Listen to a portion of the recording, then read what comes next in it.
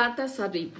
La escuela del mundo al revés, por Eduardo Galeano, parte 18. Acotación. La mamá despreciada. Las obras de arte del África negra, frutos de la creación colectiva, obras de nadie, obras de todos, rara vez se exhiben en pie de igualdad con las obras de los artistas que se consideran dignos de ese nombre. Estos botines del saqueo colonial se encuentran, por excepción, en algunos museos de arte de Europa y de los Estados Unidos, y también en algunas colecciones privadas, pero su precio natural está en los museos de antropología. Reducido a la categoría de artesanía o de expresión folclórica, el arte africano es digno de atención, entre otras costumbres de los pueblos exóticos. El mundo llamado occidental, acostumbrado a actuar como acreedor del resto del mundo, no tiene mayor interés en reconocer sus propias deudas. Y sin embargo, cualquiera que tenga ojos para mirar y admirar, podría muy bien preguntarse, ¿qué sería del arte del siglo XX sin el aporte del arte negro? ¿Hubiera sido posible sin la mamá africana que les dio las pinturas y las esculturas más famosas de nuestro tiempo? En una obra publicada por el Museo de Arte Moderno de Nueva York, William Rubin y otros estudiosos han hecho un revelador cotejo de imágenes. Página tras página se documenta la deuda del arte que llamamos arte con el arte de los pueblos llamados primitivos, que es fuente de inspiración o plagio. Los principales protagonistas de la pintura y de las esculturas contemporáneas han sido alimentados por el arte africano y algunos lo han copiado sin dar ni las gracias. El genio más alto del arte del siglo, Pablo Picasso, trabajó siempre rodeado de máscaras y tapices del África y ese influyó en las muchas maravillas que dejó. La obra que dio origen al cubismo, Les Demoiselles de Villon, me imagino, así que se pronuncia, disculpen mi francés, las señoritas de las calles en Barcelona, brindan uno de los numerosos ejemplos. La cara más célebre del cuadro, la que más se rompe en la simetría tradicional, es la reproducción exacta de una máscara del Congo, que representa una cara deformada por la sífilis, expuesta en el Museo Real del África Central en Bélgica. Algunas cabezas talladas por Amedeo Modigliani son hermanas gemelas de máscaras de Mali y Nigeria. Las franjas de los signos de los tapices tradicionales de Mali sirvieron de modelo a las grafias de Paul Klee, algunas de las tallas estilizadas del Congo o de Kenia, hechas antes de que Alberto Giacometti naciera, podrían pasar por obras de Alberto Giacometti en cualquier museo y nadie se daría cuenta. Se podría jugar a las diferencias y sería muy difícil adivinarlas entre el óleo de Max Ernst, cabeza de hombre, y la escultura en madera de la Costa de Marfil, cabeza de un caballero, que pertenece a una colección privada de Nueva York.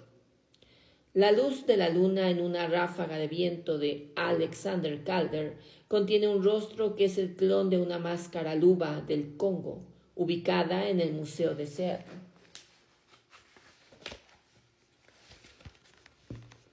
La justicia es como las serpientes, solo muerde a los descalzos. Monseñor Óscar Arnulfo Romero, arzobispo de San Salvador, asesinado en 1980. Cátedras del miedo, la enseñanza del miedo, la industria del miedo y clases de corte y confección, cómo elaborar enemigos a la medida. La enseñanza del miedo. En un mundo que prefiere la seguridad a la justicia, hay cada vez más gente que aplaude el sacrificio de la justicia en los altares de la seguridad. En las calles de la ciudad se celebran ceremonias. Cada vez que un delincuente cae acribillado, La sociedad siente alivio ante la enfermedad que la acosa. La muerte de cada malviviente surte efecto farmacéutico sobre los bienviventes. La palabra farmacia viene de fármacos, que era el nombre que daban los griegos a las víctimas humanas de los sacrificios ofrendados a los dioses en tiempos de crisis. El gran peligro del fin de siglo. A mediados de 1982 ocurrió en Río de Janeiro un hecho de rutina. La policía mató a un sospechoso de hurto.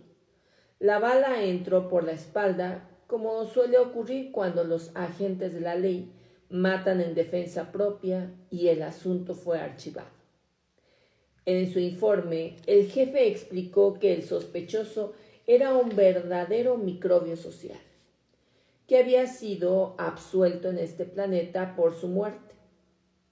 Los diarios, las radios y la televisión de Brasil frecuentemente definen a los delincuentes con un vocabulario que proviene de la medicina y de la zoología.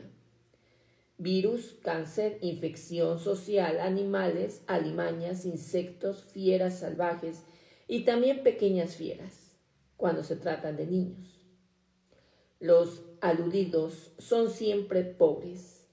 Cuando no lo son, la noticia merece la primera página.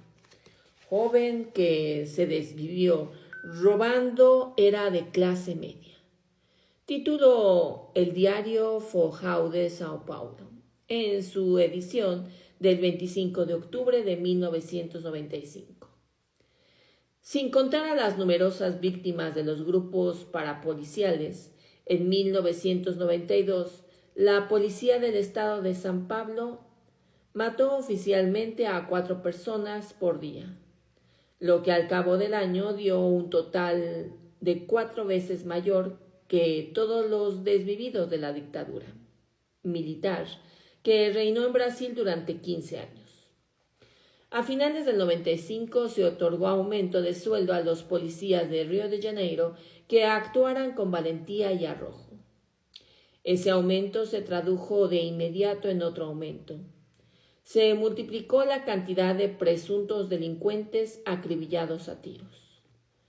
No son ciudadanos, son bandidos, explica el general Nilton Cerqueira, estrella de la represión en la dictadura militar y actual responsable de la seguridad pública en Río. Él siempre ha creído que un buen soldado y un buen policía disparan primero y preguntan después. Las Fuerzas Armadas latinoamericanas habían cambiado de orientación a partir del terremoto de la Revolución Cubana en 1959. De la defensa de las fronteras de cada país, que era su tarea tradicional, había pasado a ocuparse del enemigo interno. La subversión guerrillera y sus múltiples incubadoras, porque así lo exigía la defensa del mundo libre y del orden democrático. Inspirado por esos propósitos, los militares acabaron con la libertad y con la democracia en muchos países. Solo en 4 años, entre 1962 y 1966, hubo 9 golpes de Estado en América Latina. Y en los años siguientes, los hombres de uniforme siguieron derribando gobiernos civiles y masacrando gente, según mandaba el Catecismo de la Doctrina de la Seguridad Nacional. Ha pasado el tiempo, el orden civil se ha restablecido. El enemigo sigue siendo interno, pero ya no es el que era. Las Fuerzas Armadas están empezando a participar con la lucha contra los llamados delincuentes comunes. La doctrina de la seguridad nacional está siendo desplazada por la histeria de la seguridad pública. Por regla general, a los militares no les gusta ni un poquito que los rebajen a la categoría de meros policías. Pero la realidad exige.